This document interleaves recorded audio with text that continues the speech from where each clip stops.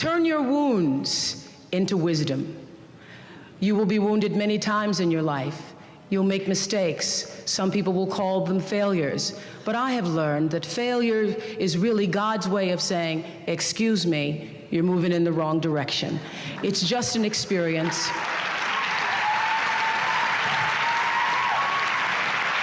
Just an experience. Just an experience. I remember being taken off the air in Baltimore, being told that I was no longer being fit for television and that I could not anchor the news because I used to go out on the stories. And my own truth was, even though I'm not a weeper, I would cry for the people in the stories, and which really wasn't very effective as a news reporter, to be covering a fire and crying because the people lost their house. And it wasn't until I was demoted as a on-air anchorwoman and thrown into the talk show arena to get rid of me that I allowed my own truth to come through. And the first day I was on the air doing my first talk show back in 1978, it felt like breathing, which is what your true passion should feel like. It should be so natural to you. And so I took what had been a mistake, what had been perceived as a failure with my career as an anchorwoman in the news business, and turned it into a talk show career that's done okay for me. To me, successful is getting to the point where you are absolutely comfortable with yourself. And it does not matter how many things you have acquired. The ability to learn to say no and not to feel guilty about it, to me, is about the greatest success I have achieved. The fact that I have, in the public side, done whatever is fine. It's all a part of a process for growing for me. But to me, to have the kind of internal strength and internal courage it takes to say, no, I will not let you treat me this way, is what success is all about. It's the same thing that prevents you from being abused as a child, that prevents you from being abused as an adult, that allows you to build success for yourself. I will not be treated this way. I demand only the best for myself. You are worthy to say no. That it's okay if you say no. It's okay if you say no and then people don't like you. That's really okay. The important thing is how you feel about what you're doing, how you feel about yourself. It's a long struggle, though.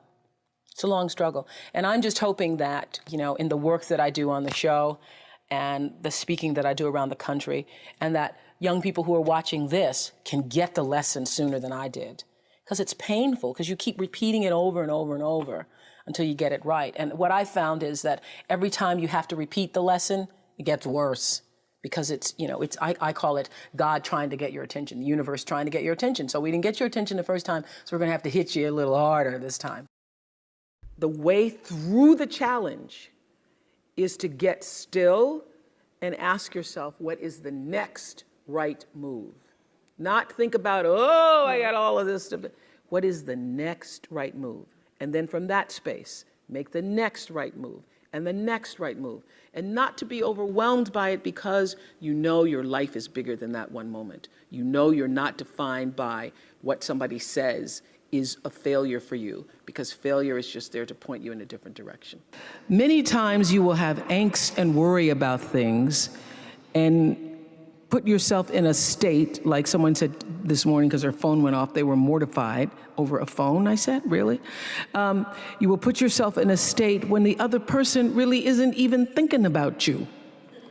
So learning that I could specifically determine for myself what the boundaries were for me, what I wanted to do, give my money, give my time, give of my service to who I wanted to give it to when I did, that I get to make that decision.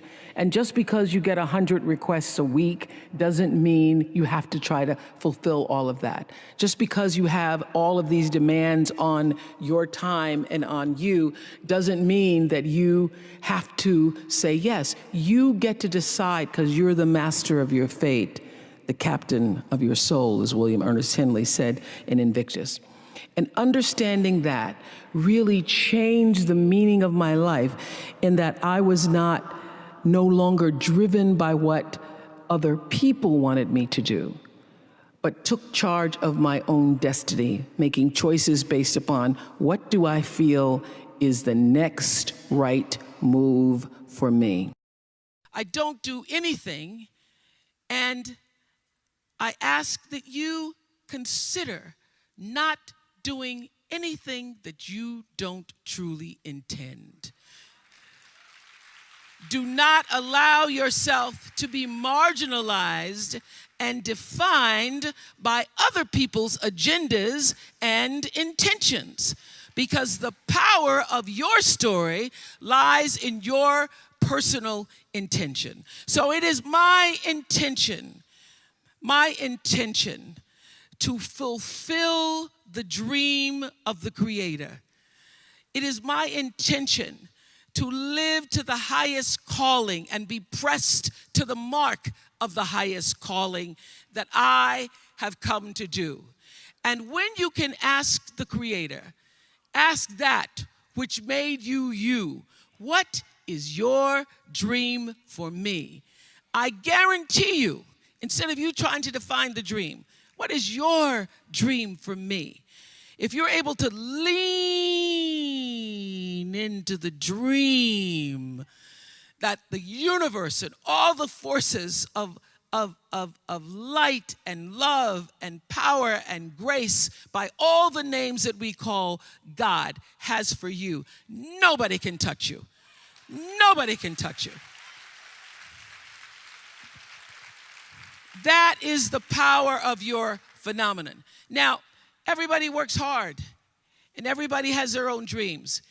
There was a time where I used to spend a lot of energy wanting things. Of course, it's easy for me to say, oh, things don't define you because I got a lot of things. Things are nice, I like them. But this is what I learned. When you can surrender to the dream, you get to live in the space of the higher power. You get to live in the space that you purposefully have come to earth to claim for yourself.